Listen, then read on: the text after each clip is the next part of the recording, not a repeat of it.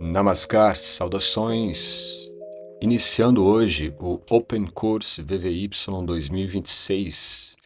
Com grande satisfação, eu estarei aqui conduzindo com vocês uma série de aulas deste curso aberto. Para quem não conhece ainda, o Open Course é uma atividade de estudos abertos que oferecemos todos os anos e que precedem as nossas atividades na formação de instrutores de yoga, o VVY School, formação VVY.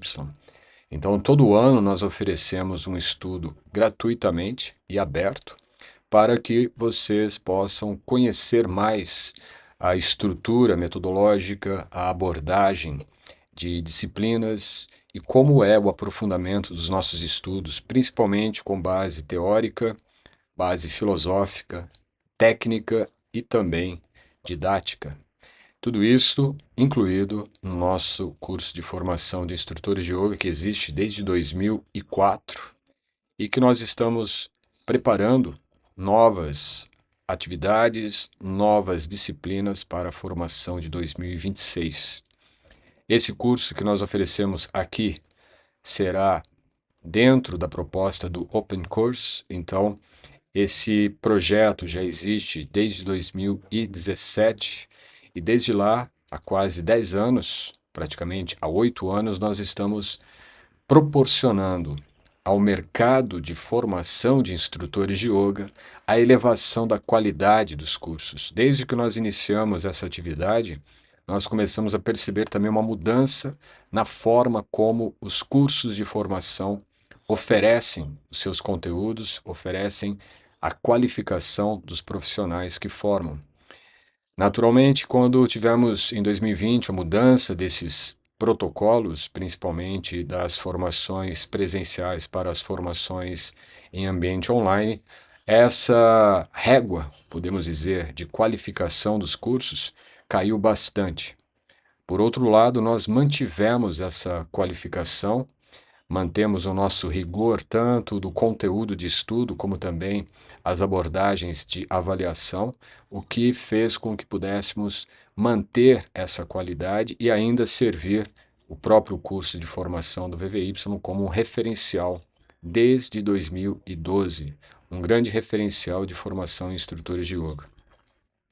Isso, naturalmente, creio que todos, ou pelo menos a maioria dos que acompanham as nossas apresentações, estudos, cursos e vídeos que oferecemos nas nossas plataformas já devem conhecer, não é? Então nós temos a formação de instrutores de yoga e também um curso dentro do próprio curso de formação, um curso de treinamento prático para aqueles que querem praticar yoga sem a necessidade de um instrutor de yoga. Então você adquire toda a base de conhecimento para esta aplicação prática. E também em 2026 nós estaremos com uma outra frente de atividades na formação, que na verdade atua como uma reciclagem para aqueles professores que já se formaram e sentem que falta algo mais na sua atuação profissional.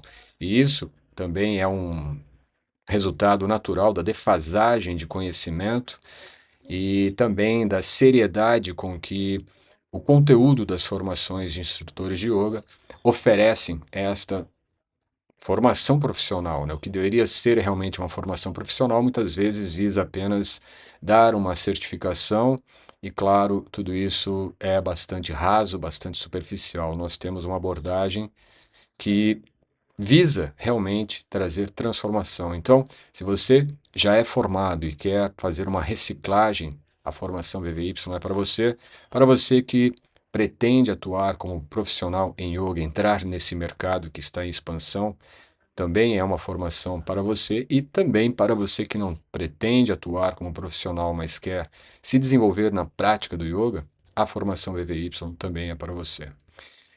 Dito tudo isto, eu quero apenas agora então que você anote tudo que nós formos apresentar nessa edição do Open Course, porque nós vamos estar expondo detalhes aprofundados do que é o Ashtanga Yoga. O Ashtanga Yoga que fundamenta toda a prática de yoga que conhecemos até hoje. Não é algo novo, é algo que remonta a mais de 7.000 anos, tem vários contextos de apresentação desse conhecimento em escrituras antigas, nos Puranas, em escrituras védicas, mas também, mais recentemente, em torno de 2.300 anos, foi compilado no Astanga Yoga de Patanjali, o famoso Yoga Sutra. E ali nós temos então todo o fundamento apresentado de forma prática, principalmente nas abordagens da psicologia do yoga. E esse Open Course, essa edição que nós estamos oferecendo agora para 2026, irá então explorar os 8 degraus do Astanga Yoga de Patanjali, os 8 estágios de progresso da nossa prática de yoga, ok? Então, para isto, eu quero que você se prepare para esses estudos. Não serão estudos banais, não serão estudos apenas com a sua abordagem superficial. Nós vamos aprofundar mesmo alguns tópicos para que você possa compreender definitivamente o que é o Astanga Yoga, ok? Então anote, tenha um caderno em mãos, anote, registre, reveja esse vídeo, compartilhe com mais pessoas. E claro, se você ainda não é inscrito, ative a sua inscrição e principalmente o seu sinalizador para receber as atualizações que nós trouxermos, porque nós vamos ter, a princípio, 8 aulas. Esta é a aula 1, tá bem?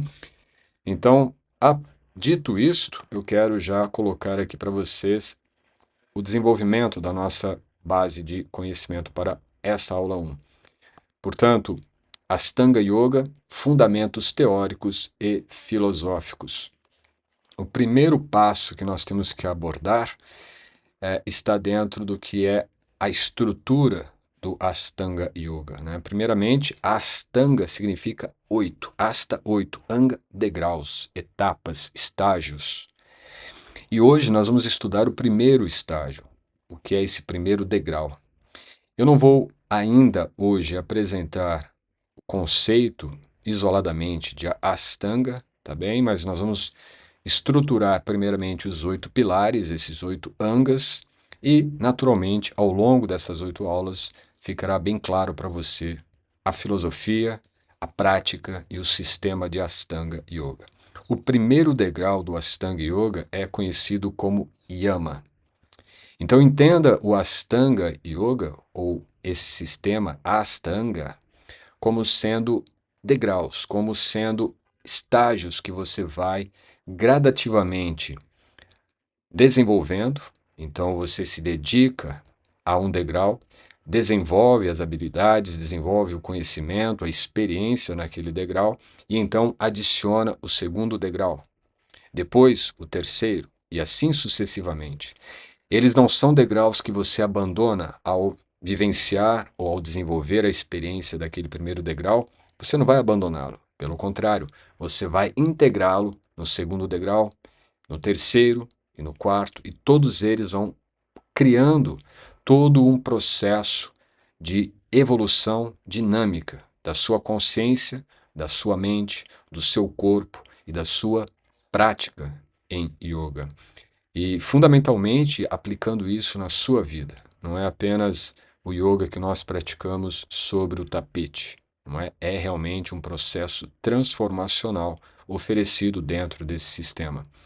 Primeiramente, esse sistema ele foi então esmiuçado, né, apresentado em contextos literários muito antigos. O primeiro registro que nós temos dele está dado no Srimad Bhagavatam, no Bhagavat Purana. É uma escritura antiga, uma literatura mítica, né, que fala sobre o advento desse conhecimento na humanidade, trazida por Kapila, Rishi Kapila. E ali então nós temos o desenvolvimento desta estrutura teórica, onde é apresentado primeiramente um degrau que mostra o processo de desenvolvimento de regulações, elementos que nós vamos trabalhar para regular o nosso processo de vida, o nosso processo de desenvolvimento evolutivo. Então, Yama é o primeiro degrau e ele aborda esse processo de regulação dos nossos impulsos, a regulação das nossas dinâmicas internas. Muitas vezes é trazido como observâncias, não é? Os 2 primeiros degraus, Yama e Niyama. Nós vamos estudar Niyama na segunda aula. E esses dois degraus, eles fundamentam os pilares básicos do desenvolvimento em yoga, do desenvolvimento espiritual, do desenvolvimento humano, do desenvolvimento prático, em todos os aspectos. Quando nós falamos de desenvolvimento em yoga, nós estamos falando do desenvolvimento integral do ser, não apenas o desenvolvimento de asanas, posturas e tudo mais. Então, yama e niyama são aspectos éticos, aspectos morais, aspectos, diríamos, de desenvolvimento do caráter. No entanto, ainda são delimitações teóricas quando nós falamos de aspectos éticos ou morais, porque nós vamos ver que tanto yama quanto yama, eles vão além da relação meramente moralidade ou ética no contexto, diríamos, moderno, né? No contexto iluminista, no contexto, como é conhecido esses aspectos no nosso contexto ocidental.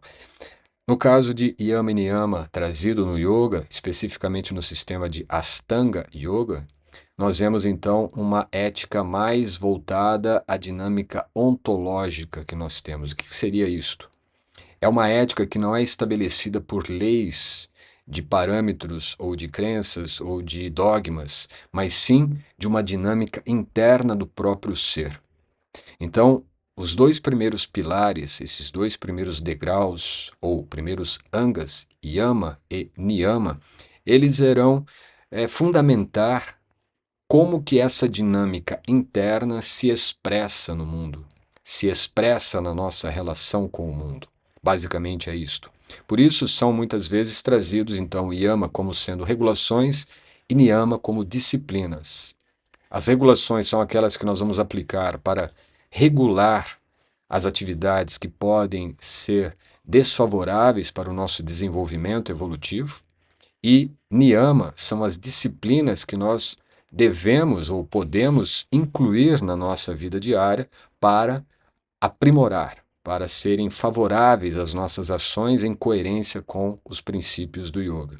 Então, de um lado, nós temos as regulações para reduzir as ações desfavoráveis à evolução, e do outro, em niyama, nós vamos ter as disciplinas que irão incrementar elementos favoráveis para a evolução através do yoga. Isso, então, é o que fundamenta essas duas primeiras aulas. A aula de hoje nós vamos explorar yama, as regulações que devem ser aplicadas para minimizar os elementos de defasagem ou de que podem de alguma forma ser impeditivos no nosso processo evolutivo, ok? Portanto, yama, dinâmica ética e ontológica na relação com o mundo. Aqui só para termos um ponto de partida.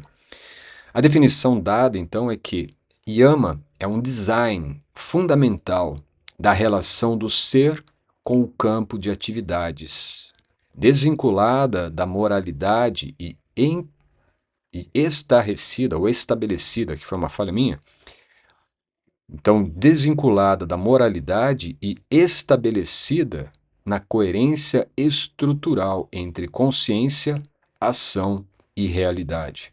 Tá? Que foi uma falha aqui na hora de grafar. Não é estarrecida, é estabelecida. Depois eu posso também, e vou disponibilizar esse material para aqueles que quiserem ter esse material disponível, tá bem? Eu vou passar as orientações de como você pode obter esse material, e aqui, claro, vai estar corrigido. Então, yama, ele é mais do que uma mera articulação de regras regulatórias, não é? Não são apenas regulações no sentido de te limitar. Não, ele é um design, ele é uma dinâmica desenhada a partir da própria natureza intrínseca, da natureza essencial do próprio ser. Então imagine que tenhamos, cada um de nós, um eixo, um núcleo, e é desse núcleo que se desenvolve toda a dinâmica de interação com a realidade. Logo, a ética, do ponto de vista em yama, colocado nesse degrau do yama, não se refere a uma estrutura externa na qual você deve se adequar, que se você não se adequar, você é uma pessoa antiética ou uma pessoa imoral. Isso tudo são padrões, são modelos desenhados por pessoas. No caso de yama, trata-se de uma dinâmica, de um design dinâmico do próprio ser. E esse design está em total coerência com o princípio oriundo, o princípio original, o princípio criador de toda a manifestação. Por isso, Yama é um design fundamental da relação do ser com o campo de atividades. O campo de atividades é o mundo, é a realidade, é tudo que está ao nosso redor, tudo com o qual nós nos relacionamos a todo instante. Não apenas quando nós estamos indo para uma atividade específica, no banco, no mercado, na casa de um amigo, ou no passeio, ou para o trabalho. Desculpe. É a dinâmica de interação e relação com tudo, inclusive com a tosse que me deu agora aqui do nada. A relação que você tem com a sua respiração, a relação que você estabelece com a sua mente e seus pensamentos, com as suas emoções. Todo esse campo de interação é o campo de atividades. Perfeito? Então, essa dinâmica que você tem de se relacionar com todo esse campo de vastas interações é possibilitado quando nós estamos em Yama, quando nós estamos regulando ou direcionando de forma adequada essa dinâmica desde dentro. Então não são regras estabelecidas para a sua relação com o outro, com o mundo, com a sociedade. São regras estabelecidas diretamente de você. É como se nós tivéssemos um processo de eliminar todos os impeditivos da evolução.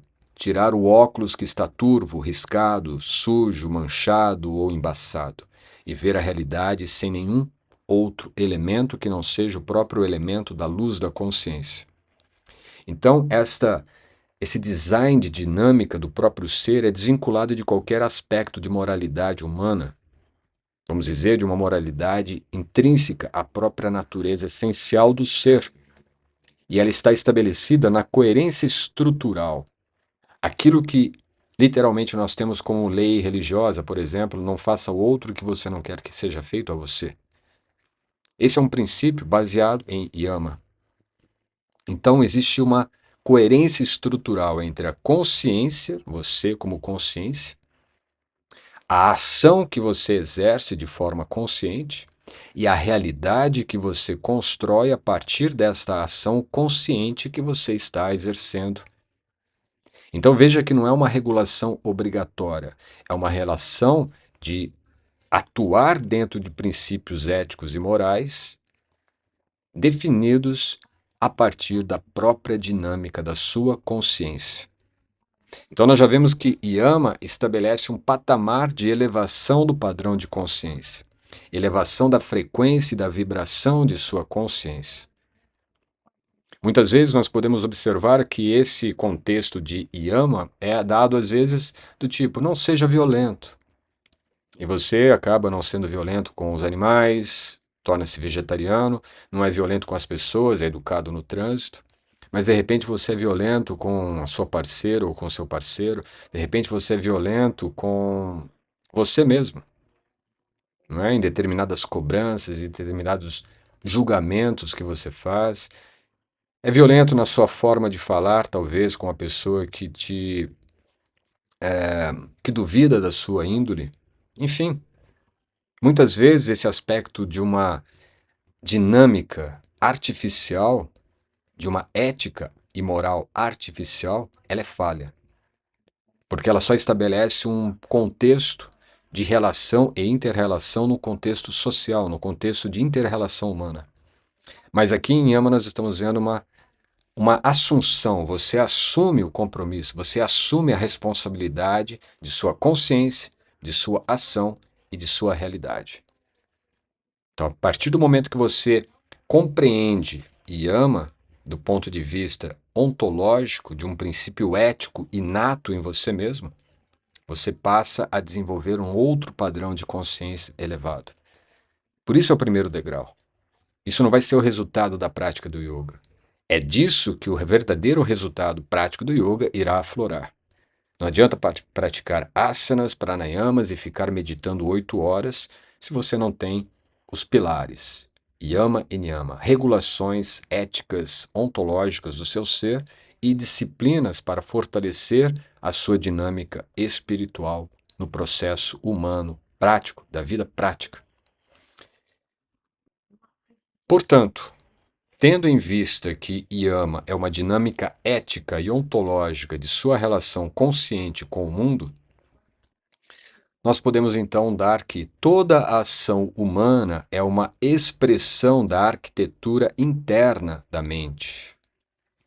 Aquilo que chamamos ética, dentro do Ashtanga Yoga, é um modo de operar a realidade, é a sua forma de agir, é a sua estrutura de caráter, a sua estrutura de consciência. E não é um conjunto de normas, você não precisa seguir normas, regulações impostas, não é? Delimitadores do seu ser. Pelo contrário, o seu ser já é pleno e perfeito.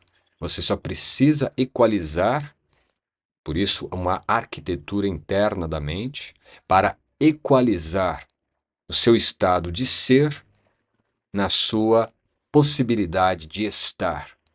Basicamente, o que nós estamos falando é de otimizar a sua presença no mundo, a sua presença na ação, o seu ato em potência na sua presença.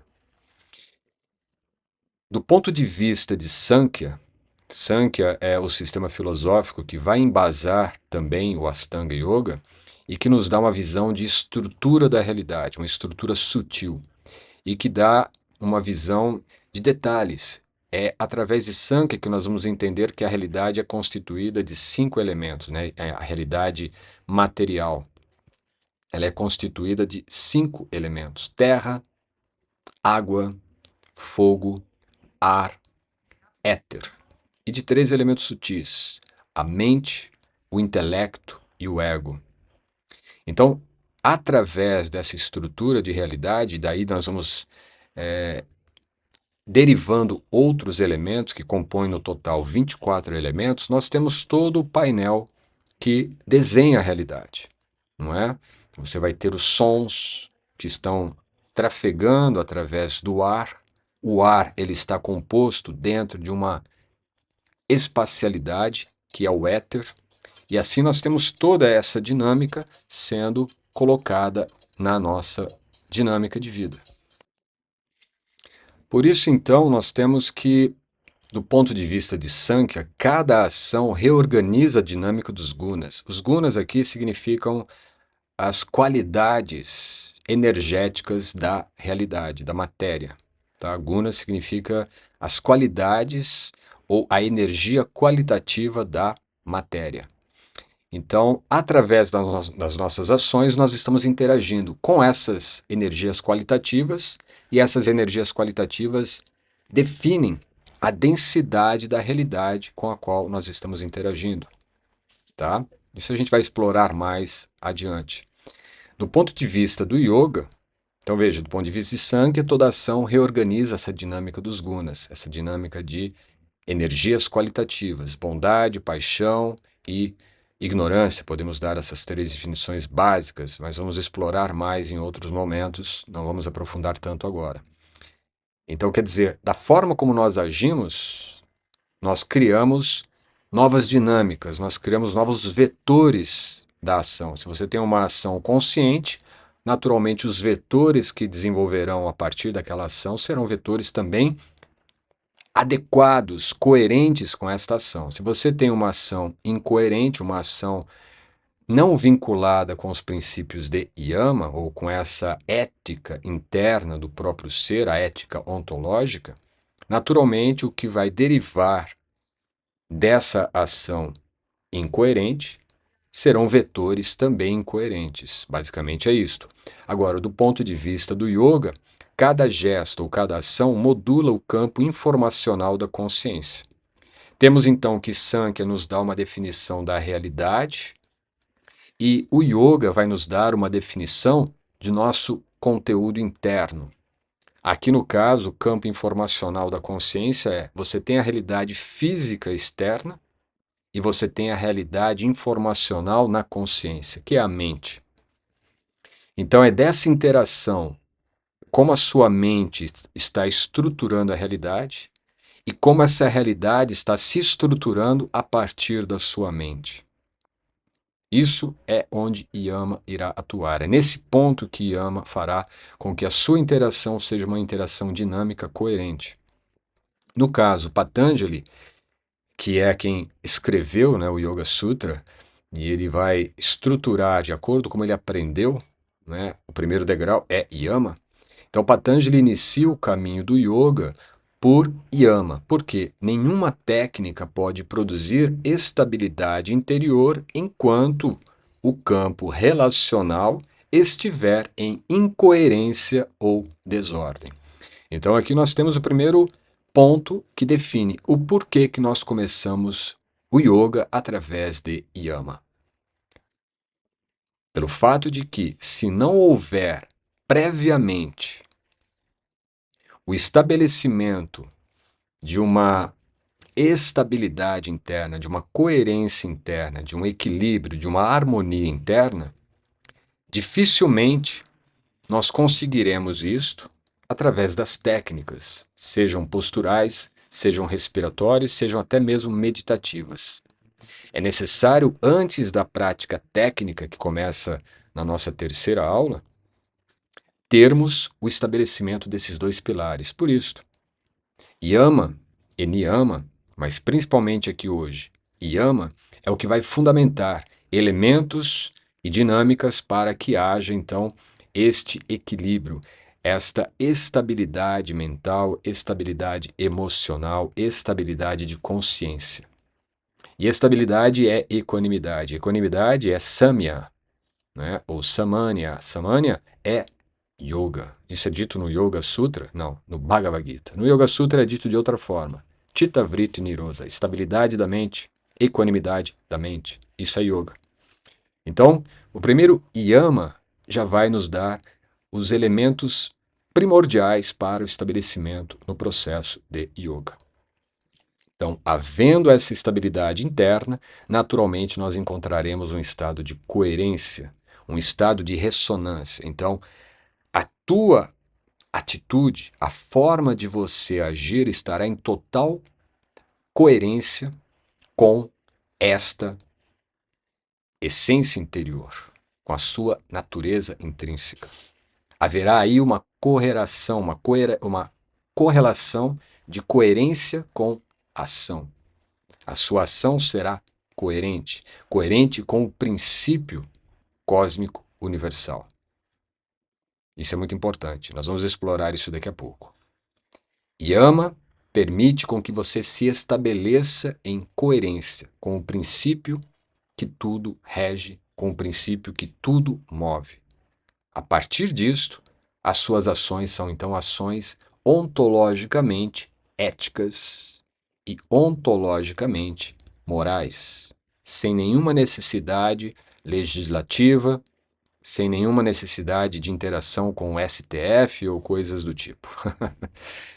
E aqui nós temos um pouco mais a respeito desta definição de Yama, com esse campo de coerência relacionado à nossa essência interna, que vai definir os elementos de ética e moral a partir da própria consciência e não das normas, regras, regulações, leis e tudo mais.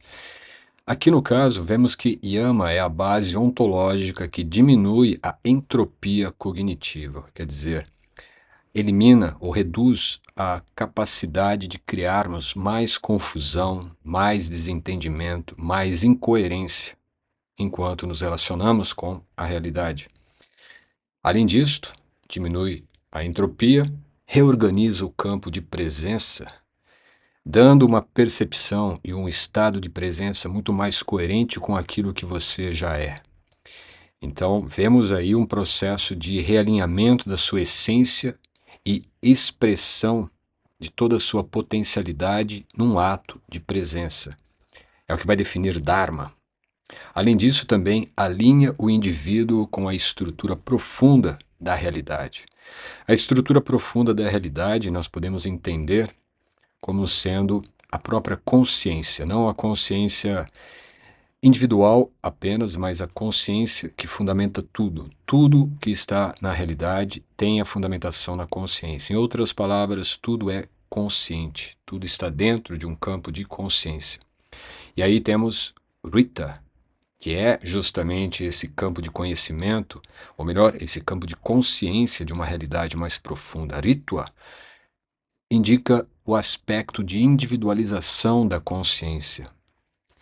Quer dizer, aquilo que você tem e que te define como alguém distinto de outros, e nessa sua individualidade você estabelece um estado de presença consciente, temos aí esse aspecto de Ritva.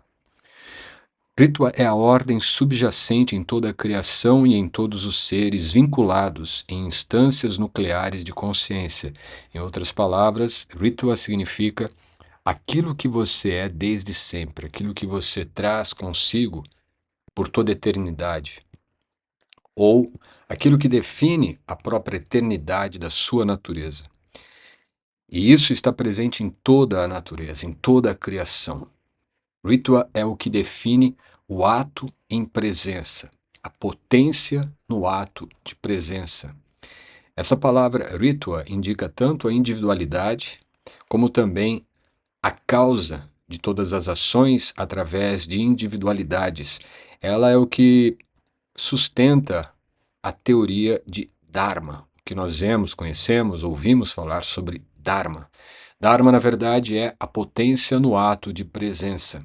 E quando nós estamos alinhados através do processo de Yama, em que eliminamos todos os elementos que podem, de alguma forma, criar incoerência na nossa ação, nós conseguimos agir alinhado completamente com o próprio núcleo de consciência, com a nossa própria essência.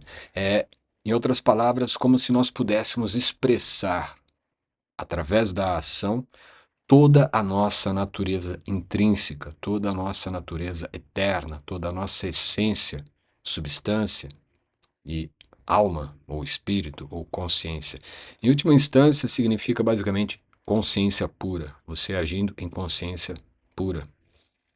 Então vemos que no primeiro degrau do Ashtanga Yoga já temos uma abordagem que te impulsiona, queira ou não queira, para uma dinâmica muito mais alinhada com a própria natureza essencial de toda a realidade, de toda a fundamentação da realidade. Enfim, também podemos ver que Yama então estabelece modos de presença que regulam a direção da energia psíquica, que foi estudado inclusive pelo próprio Jung. Então, o direcionamento dessa energia psíquica para algo que seja realmente coerente, algo que seja favorável para a sua evolução.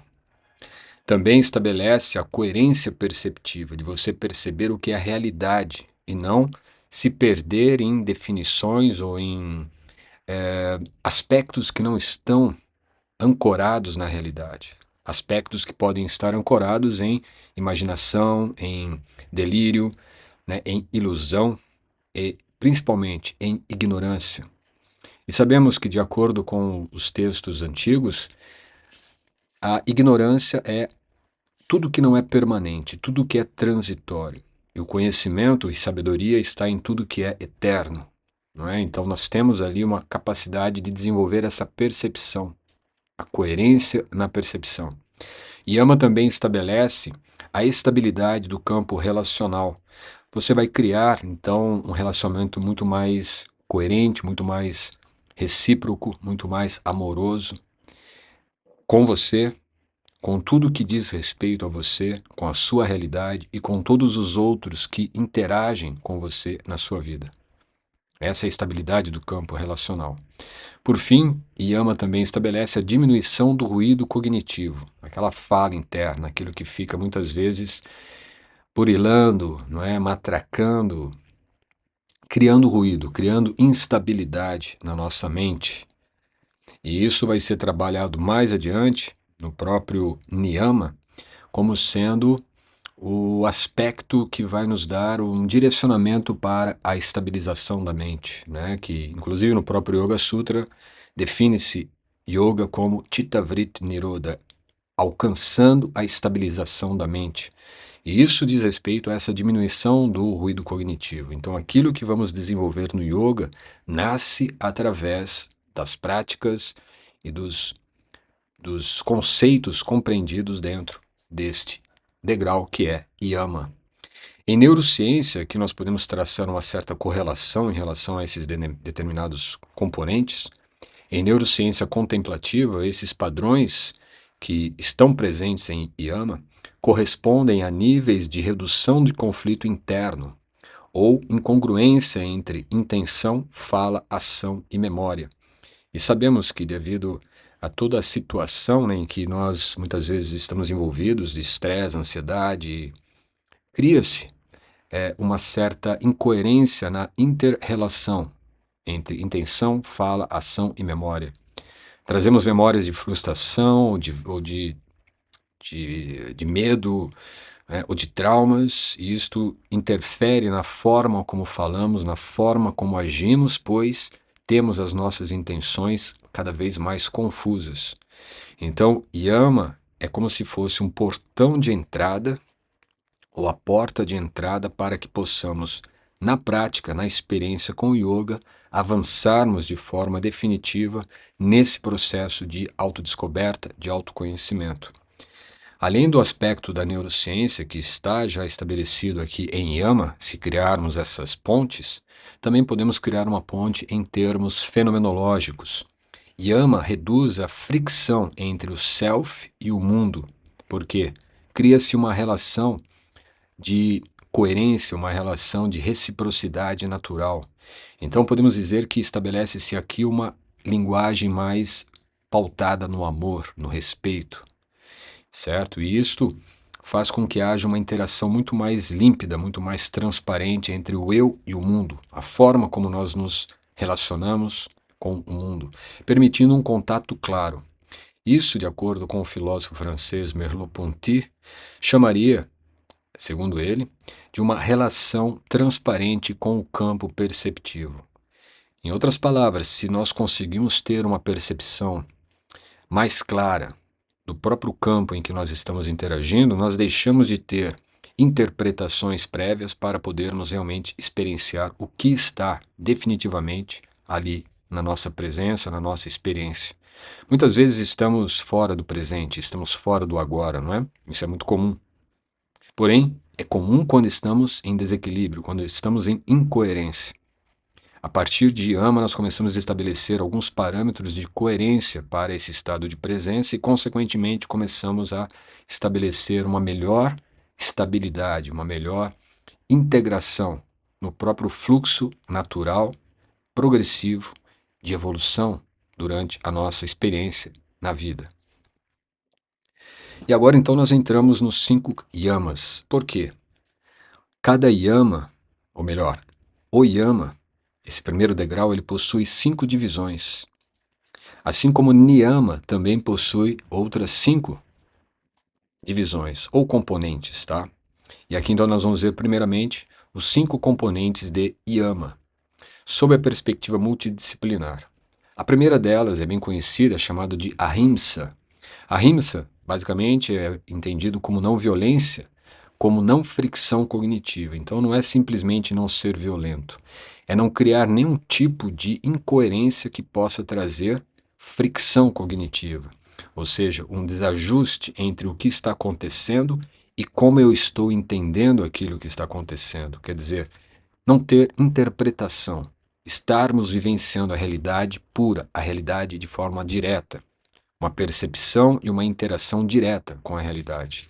Quando estamos nesse estado, nós estamos completamente livres dessa fricção cognitiva, consequentemente, não estamos criando nenhum tipo de violência.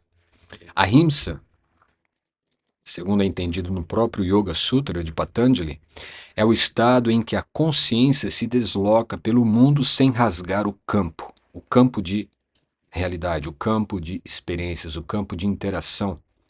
Então nós não criamos nenhum tipo de desequilíbrio, nenhum tipo de incoerência, nenhum tipo de frequência que seja diferente daquela que a própria natureza expõe para nós. Por exemplo, se você entra em um ambiente que está todo mundo em paz, tranquilo, alegre, você deve, pelo menos, se equilibrar com aquele ambiente, não é? Você não vai chegar ali e começar a trazer outra vibração, outra frequência, não é? Então, somente essa mudança, quando você muda o ambiente, muda o estado mental de uma pessoa, seja palavra, ação ou qualquer outra forma de expressão, esse tipo de mudança da frequência mental da pessoa ou do ambiente ou de outro ser para uma frequência mais baixa já indica ser hinsa, violência. E aqui no caso nós vamos buscar essa não violência. A violência em níveis sutis é qualquer ação que introduza turbulência desnecessária, interna ou externa. Então, tanto desequilíbrios ambientais, né, no campo de interação, como também desequilíbrio interno, na mente das pessoas, criar qualquer tipo de ansiedade, desequilíbrio, desconforto, tudo isso é forma de violência. Violência sutis, né? E yoga, naturalmente, trabalha com aspectos sutis, então não precisamos considerar apenas a violência como sendo um aspecto da agressividade física. Não, em palavras, em ações, em pensamentos também. Relação com a neurociência. Nós podemos encontrar aqui algumas relações com a neurociência. Veja, estados de agressividade ativam circuitos límbicos de defesa.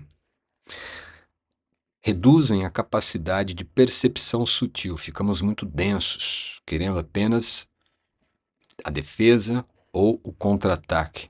Então nós ficamos completamente vulneráveis às situações que estão realmente presentes naquela situação. E também aumentam a ruminação e a fragmentação mental. Então, se nós somos de alguma forma agredidos, né, ou atacados por alguém, por mais que nós estejamos buscando praticar a ahimsa, pode ser que fiquemos um pouco nesse processo de ruminação. Isso já é algo oriundo da própria violência. Quando você fica ruminando, né, fica com um tipo de mágoa, ressentimento, frustração, isso tudo é uma violência contra você mesmo. Seja aquilo provocado por alguém, ou seja, até mesmo você. Porque, na verdade, em última instância, não existe o outro causando algo. Somos nós que causamos tudo. Então, a rinça não é somente em relação ao outro, é muito mais em relação a nós mesmos, não sermos violentos conosco.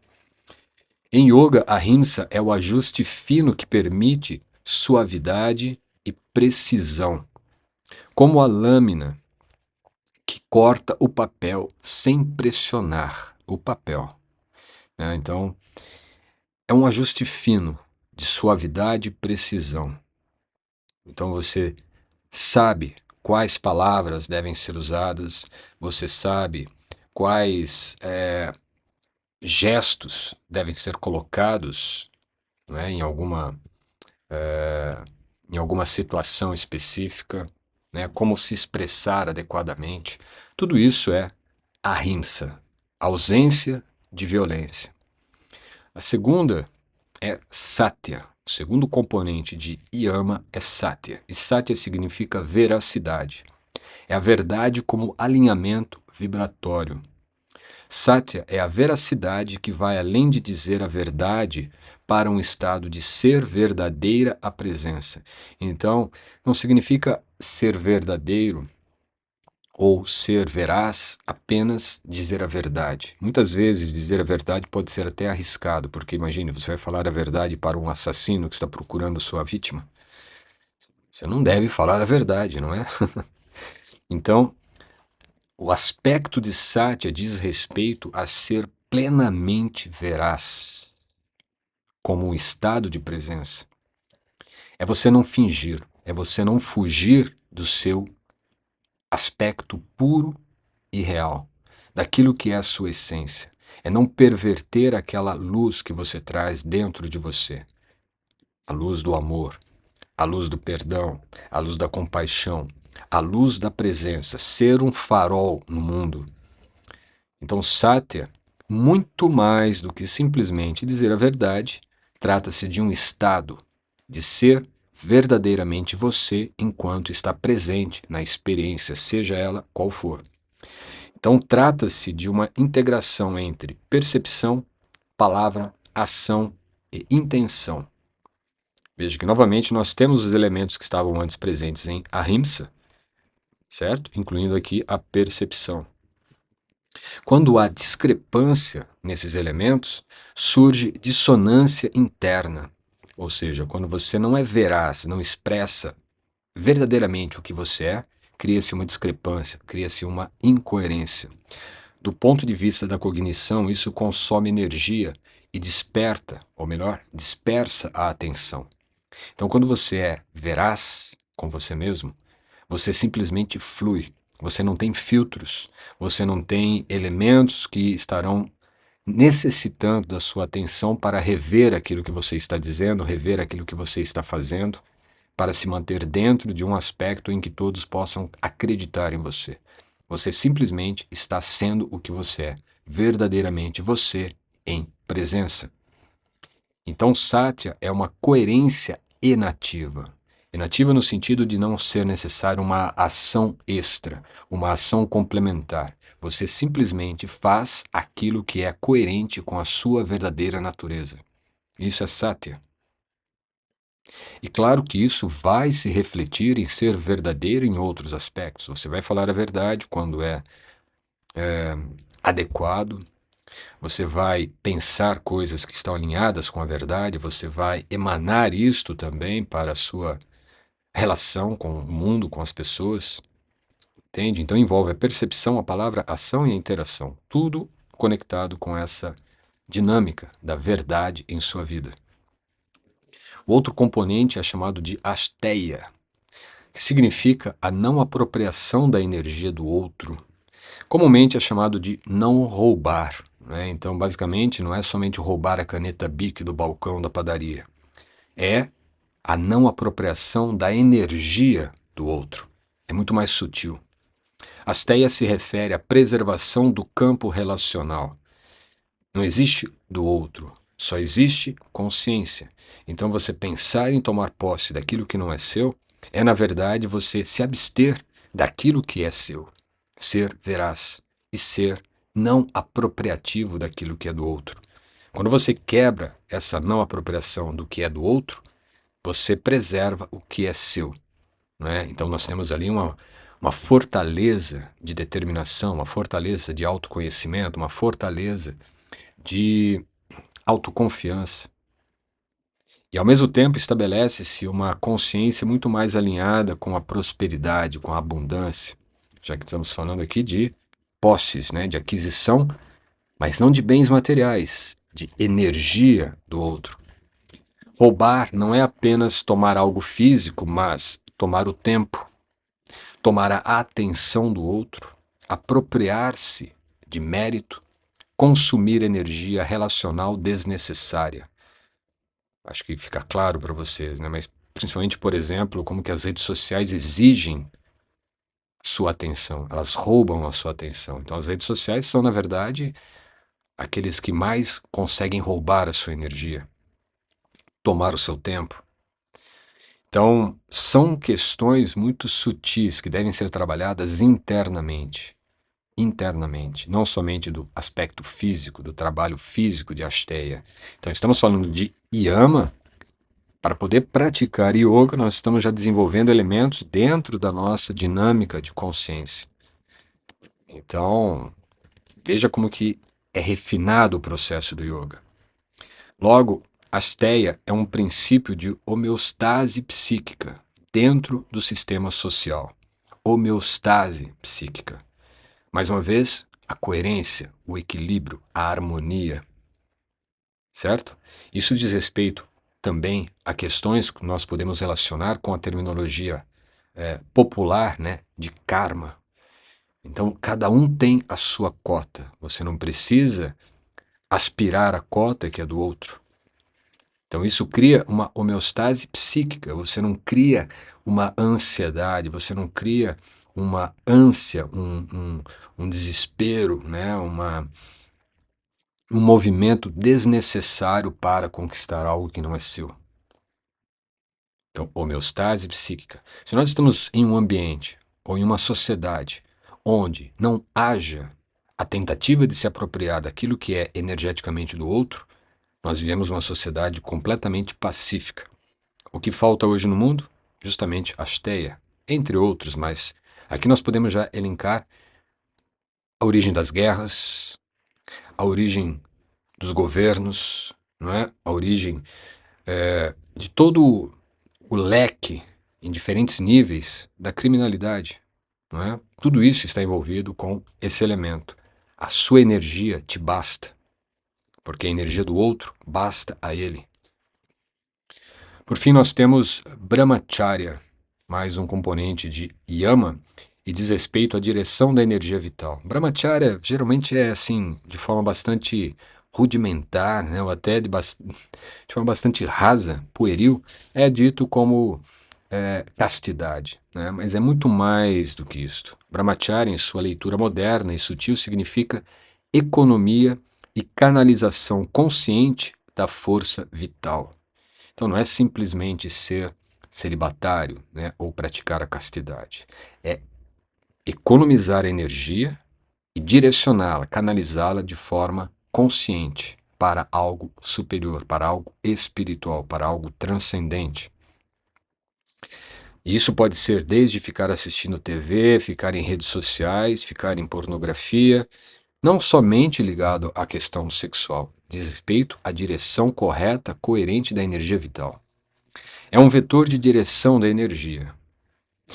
No corpo, isso aparece como regulação dos impulsos, por isso muito voltado à questão, né, da continência sexual.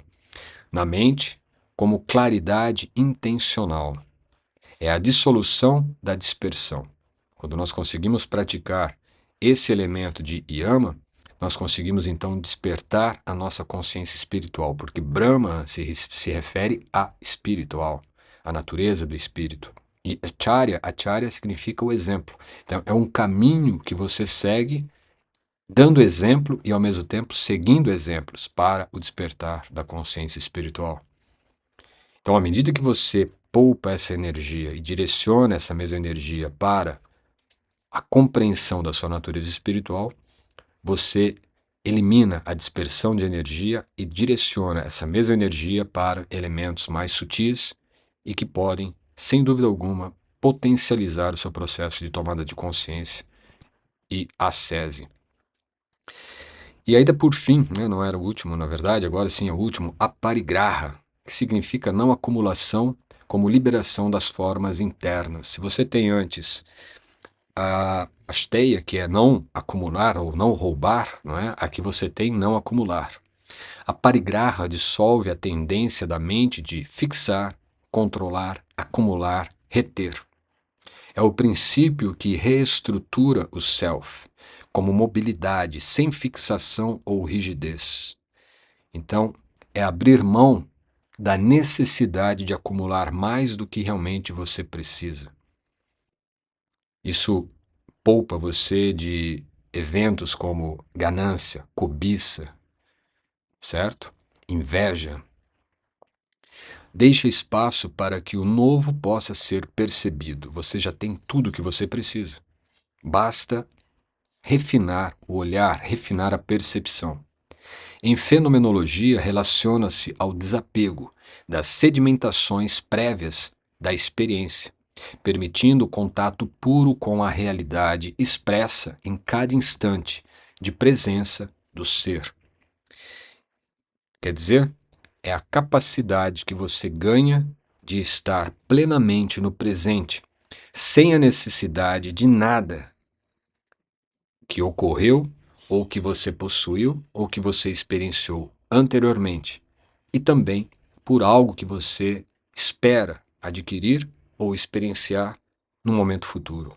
Você se encontra por completo no estado de presença. E é dessa forma que você reestrutura o self, o ser. Porque sem o aspecto da acumulação, o aspecto da aquisição, da posse, você consegue estar livre do pêndulo passado e futuro. E você se encontra de forma completa em presença. Em poucas palavras, é isto. Não acumular, não somente coisas que você não utiliza, mas não acumular, querer acumular fama, querer acumular prestígio, querer acumular Também bens materiais excessivos, né? Tem situações que você não usa tudo e você acaba acumulando mais do que o necessário, porque isso cria ansiedade, isso cria ganância, cobiça, inveja.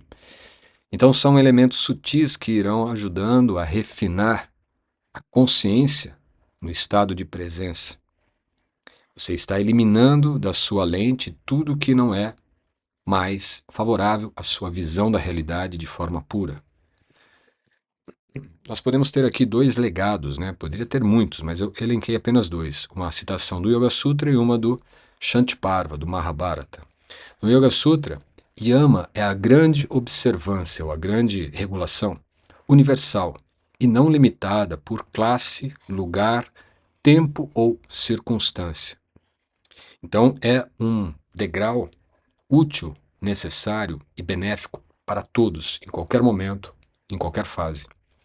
No Shantiparva do Mahabharata se tem aquele que vive alinhado ao Ritva, que é o aspecto individual da sua consciência e que define para você a capacidade de agir com a sua potência no ato de presença. Essa pessoa que está alinhada, então, com o Ritva, age em acordo com o movimento do cosmos, porque todo o universo está seguindo a mesma lei, a mesma dinâmica. E essa dinâmica, ela se particulariza em você quando você está alinhado em Ritva. E o que te alinha em Ritva? Yama. Primeiro degrau. Isso mostra que Yama não é um fator cultural, pois se evidencia de forma estrutural, algo que opera em qualquer mente, em qualquer época. Uma reflexão aplicada à compreensão conceitual do que nós falamos até aqui. Yama como o solo fértil, onde a prática interior cresce. Sem esse solo, qualquer técnica se torna instável, não frutifica. Yama como calibração de lentes. Antes de observar a realidade, é necessário limpar a lente que distorce a realidade. Ou também Yama como campo vetorial. Cada ação cria vetores, expande coerência ou introduz ruído. Como eu comentei anteriormente, as suas ações trazem ou geram vetores, coerentes ou incoerentes, né? E também podemos considerar aqui Yama como um ajuste. Antes de entrar em meditação, afina-se a frequência da consciência. É igual um músico que vai tocar numa orquestra e ele tem que afinar o instrumento antes de tocar a música. Se ele não afinar, ele vai estar desafinado e vai virar uma loucura, né? A música não vai ser tocada. Então, é mais ou menos isso. Sem Yama, você não estará afinado para a prática do yoga, a prática da meditação.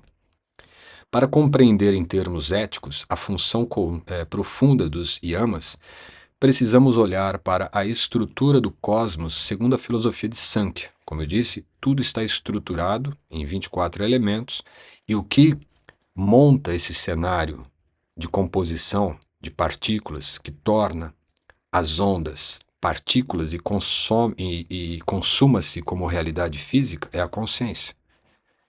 Em última instância, é isto. E o que nós estamos buscando aqui é esse refinamento do posicionamento na própria consciência do eu. Quando os textos falam em reduzir perturbações, hoje compreendemos isso como redução da entropia neural, se a gente usar aqui aspectos da neurociência. Então, reduzindo as perturbações, ou seja, alcançando o estado de equanimidade mental, Chitta Vritti Nirodha, nós vamos falar bastante dessa expressão para vocês aqui. Nós estamos, na verdade, criando, então, uma entropia, uma redução da entropia neural. Em outras palavras, uma coerência com a fonte criadora. Mas esse conhecimento só se torna real quando experienciado. Por isso, conduzimos uma pequena contemplação. E aí você pode fechar os olhos agora, dar uma pausa nesse vídeo e simplesmente sentir o seu estado de presença nesse momento. Sentir a sua respiração, observar seus pensamentos e perceber a si mesmo como consciência, consciente dos pensamentos, da respiração, do corpo e de sua presença.